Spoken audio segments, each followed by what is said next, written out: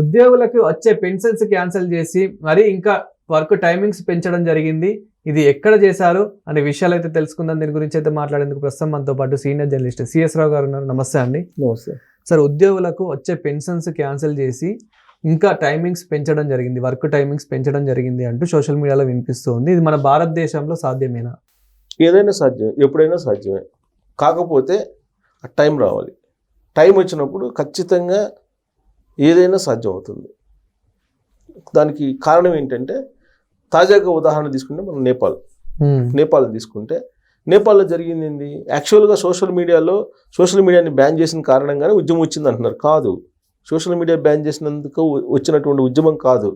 అవినీతికి వ్యతిరేకంగా పోరాటం చేయడానికి జెడ్ అనేటువంటి పేరుతోటి సుధన్ అనేటువంటి అతను ఒక పెద్ద ఉద్యమాన్ని తీసుకొచ్చాడు. అక్కడ అవినీతికి వ్యతిరేకంగా ప్రభుత్వ ఉద్యోగుల అవినీతి, పొలిటికల్ లీడర్ల యొక్క అవినీతి, వీటిని బేస్ చేసుకుని ఆయన ఉద్యమం తీసుకొచ్చారు.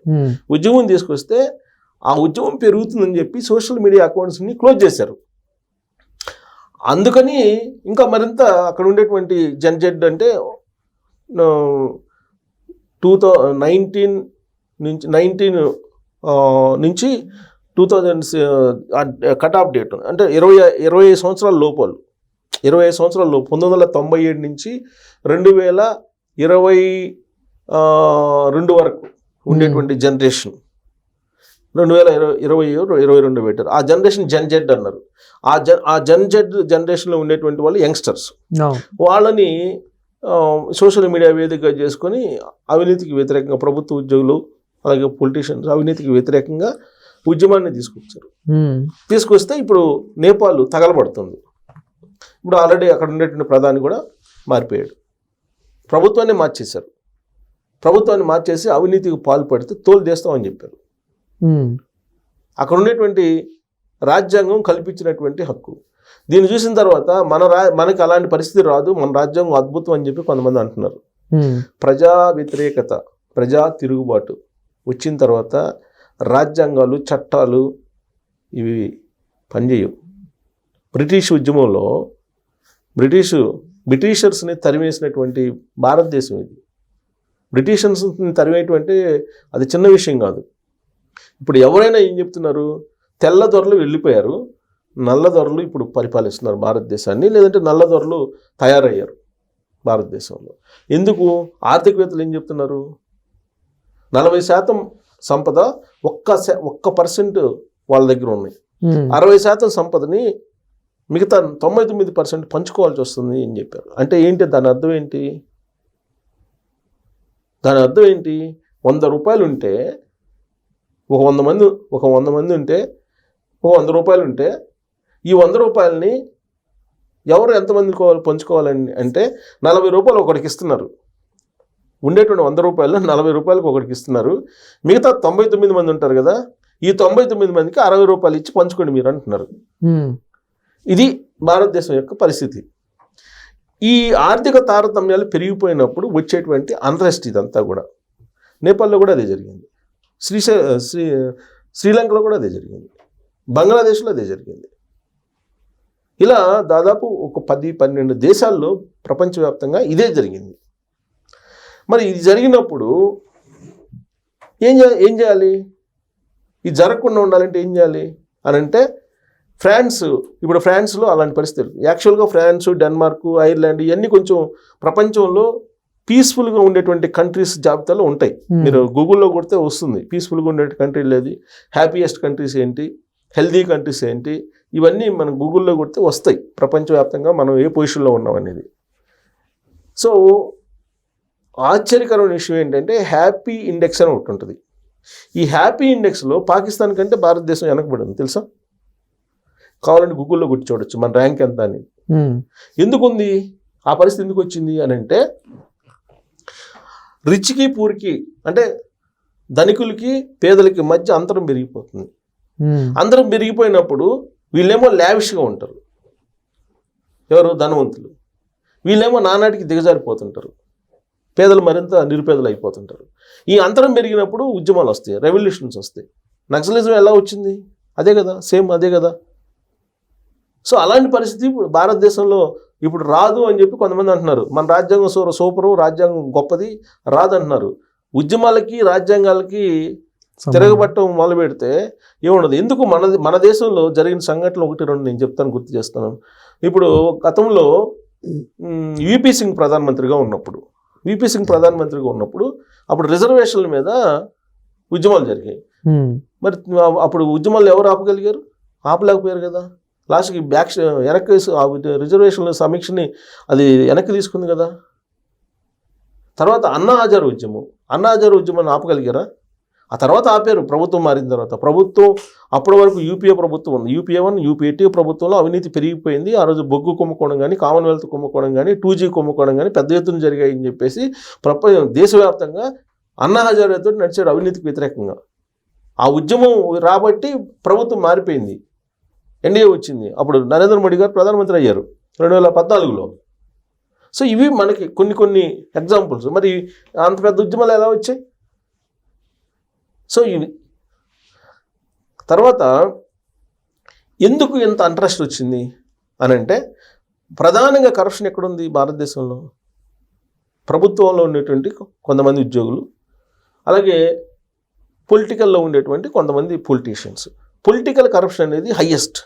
ఆ నెక్స్ట్ ఎజుకుడు కరప్షన్. ఈ 2 కరప్షన్స్ అవినీతి అనేది దేశాన్ని అతలకుతలం చేస్తుంది, భారతదేశాన్ని. ఫ్రాన్స్లో కూడా అలాంటి పరిస్థితి వచ్చింది. అందుకే ఫ్రాన్స్లో ఏం చేస్తున్నారు, ఉద్యోగులకి అసలు పెన్షన్ని రద్దు చేసేసారు. నో పెన్షన్స్ అని చెప్పి రద్దు చేసేసారు. రద్దు చేయడంతో పాటు వాళ్ళు ఏం చేస్తారు, పని వేళలు పెంచారు. మామూలుగా మనకి 8 hours కదా, వాళ్ళు పని వేళలు పెంచారు. పని వేళలు పెంచి పెన్షన్లు రద్దు చేశారు ఫ్రాన్స్లో. ఇప్పుడు లేటెస్ట్ న్యూస్ నిర్ణయం తీసుకున్నారు. సార్ ఇక్కడ కూడా భారతదేశంలో కూడా పలు చోట్లలో ఇలా టైమింగ్ కూడా పెంచారన్నట్లు వినిపిస్తూ ఉంది. ఇదంత వరకు నిజం? ఇంకా పెంచారు. ఎవరికి పెంచారు? ప్రైవేట్ వాళ్ళకి ఇచ్చారు. ప్రభుత్వ వాళ్ళు ఎవరు వింటున్నారు? ప్రభుత్వాలకు పెంచలేదు కదా, ప్రైవేట్ వాళ్ళకి పెంచారు. ప్రభుత్వాలకి పెంచలేదు. సార్ ప్రైవేట్ వాళ్ళకి పెంచారు కాబట్టి కార్మిక చట్టాలని మార్చేసి నరేంద్ర మోడీ గారి ప్రభుత్వం ఇవాళ 13 గంటలు 12 గంటలు చేసేసింది. అదే గవర్నమెంట్ ఎంప్లాయీస్ని కదిలించమనండి, వాళ్ళు ఎంత మాత్రం చేయించగలరు పని? మన గవర్నమెంట్ ఎంప్లాయీస్ని టైమింగ్ రమ్మనండి. పోనీ 8 hours అంటే 8 hours పని చేయమని చెప్పండి. దాని మీద వ్యతిరేకించి ఆ ఫేస్ రికగ్నైజేషన్ పెడితే తెలుగు రాష్ట్రాల్లోనే రివర్స్ అయ్యారు కదా ఎంప్లాయీస్. తమ్ము ఏమంటే రాజశేఖర రెడ్డి గారు వేయించలేకపోయారు, చంద్రబాబు గారు వేయించలేకపోయారు, కోట్ల విజయభాస్కర్ రెడ్డి గారు వేయించలేకపోయారు, చెన్నారెడ్డి గారి టైంలో లేదనుకోండి. ఇప్పుడు తర్వాత వచ్చినటువంటి ముఖ్యమంత్రులు ఎవరు వేయించలేకపోయారు కదా. టైంకి రమ్మంటేనే రావట్లా. అది ఎక్కువ టైం పని చేయమంటే ఏం చేస్తారు? అది కుదరదు. అయితే ఫ్రాన్స్లో ఇప్పుడు లేటెస్ట్ తీసుకున్న నిర్ణయం ఏంటంటే, పెన్షన్లు రద్దు చేస్తామన్నారు ప్రభుత్వ ఉద్యోగులకి, అలాగే పని వేళలు పెంచుతామని చెప్పేశారు. దాంతోపాటు రాజకీయ నాయకుల యొక్క అవినీతి సంపద ఏదైతే ఉందో, ఈ ప్రభుత్వ ఉద్యోగుల అవినీతి సంపద ఏదైతే ఉందో, దీన్ని జాతీయం చేయాలని చెప్పి ఒక నిర్ణయం తీసుకున్నారు. అంటే పబ్లిక్ ఇచ్చేసేయాలి, జాతీయం చేయాలి. అంతకుముందు మనం భారతదేశంలో బ్యాంకులను జాతీయం చేశారు ఇందిరాగాంధీ గారు. అలా ఇప్పుడు ఫ్రాన్స్లో తీసుకున్న నిర్ణయం ఏంటంటే, అవినీతి పరులైన ఉద్యోగులది, అలాగే అవినీతి పరులైనటువంటి రాజకీయ నాయకుల సంపదని జాతీయం చేయాలనేటువంటి ఒక నిర్ణయం తీసుకున్నారు. అక్కడ ఉద్యమాన్ని తట్టుకోలేక ఫ్రాన్స్లో ఇట్లా యంగ్స్టర్స్ యుద్ధమని చేస్తే ఇప్పుడు లేటెస్ట్ నిర్ణయం అది. ఇది నేపాల్ జరుగుతున్నటువంటి క్రమంలో ఫ్రాన్స్లో తీసుకున్నటువంటి నిర్ణయం ఇది. ప్రపంచవ్యాప్తంగా ఇలాంటిది ఉంది. ఇప్పుడు అమెరికా తీసుకోండి, అమెరికాలో డోజ్ అని పెట్టారు కదా. డోజ్ అని పెట్టి అమెరికా దేశం ట్రంప్ వచ్చిన తర్వాత అక్కడ ఫెడరల్ ఉద్యోగుల్ని దాదాపుగా 30-40 వేల మందిని తీసేశారు. ప్రైవేట్ కానీ ప్రభుత్వం కానీ దాదాపు 4 లక్షల మందిని తీసేశారు. ఎందుకు? పనికి తగినటువంటి వేతనం, అంతేగాని మీరు పని లేకుండా వేతనం ఇవ్వలేము అని చెప్పి తీసేశారు. వాళ్ళు ఎఫిషియన్సీ ఏంటి అనేది లెక్కేసి అమెరికాలో తీసేశారు. తీసేయకపోతే ఉద్యమాలు వస్తాయి. ఇప్పుడు ఫ్రాన్స్ అదే పని చేయాలి, పెన్షన్లే రద్దు చేసి పడేసింది. మరి భారతదేశంలో ఇలాంటి పరిస్థితి వస్తుందంటే రాదని మనం చెప్పలేము. రాజ్యాంగం ఇప్పుడు ఒక కేంద్ర మంత్రి ఎవరో చెప్తున్నారు, రాజ్యాంగం అద్భుతం అంది, నేపాల్ లాంటి సిచ్యువేషన్స్ వచ్చే అవకాశం లేదని చెప్పి. నేపాల్ ఏంటి, తరిం కొట్టారు మంత్రుల్ని, ప్రధానమంత్రిని తరిం కొట్టారు, అవినీతి పనులందరినీ తరిం కొట్టారు. మరి అలాంటి పరిస్థితి రాదంటే వస్తుంది. ఆర్థిక తారతమ్యాలు ఇలానే పెరిగిపోతుంటే మేము గొప్ప అని చెప్పేసి అనుకొని సంపదని ప్రజలకు చెందినటువంటి సంపదని దోచుకుంటూ ఉంటే, కొంతమంది లిమిటెడ్ పర్సన్స్కి దోచుకుంటూ ఉంటే ఎన్ని రోజులు కడుపు పడినోడు వెయిట్ చేస్తుంటాడు? తిరగబడతాడు. ఇప్పుడు తిరగబడినప్పుడు ఎవరు ఆపలేరు. వస్తుంది ఆ టైంలో, ఇప్పుడు కాకపోయినా వస్తుంది. ఇలానే అవినీతి పెరిగిపోతూ ఉంటే ఉద్యోగులు అలాగే రాజకీయ నాయకులు ఈ మన భారతదేశం చుట్టుపక్కల జరుగుతుంది, ప్రపంచంలో జరుగుతుంది ఏంది, ఎందుకు జరుగుతున్నాయి అనే దాని మీద వీళ్ళు అవగాహన కల్పించుకుని ముందు జాగ్రత్త తీసుకోవాలి. ఫ్రాన్స్ లాగా. ఫ్రాన్స్ అందుకే ఇప్పుడు ఉద్యమం తారాస్థాయికి వస్తుంది, నేపాల్ బగ్గుమంది కాబట్టి ఇమీడియట్గా ఈ నిర్ణయాలు తీసుకుంది, జాతీయం చేయాలని చెప్పి నిర్ణయం తీసుకున్నారు. సో కాబట్టి భారతదేశంలో ఉండేటువంటి వాళ్ళు కూడా ఆలోచించాలి ఇవన్నీ కూడా. Thank you sir. Thank you.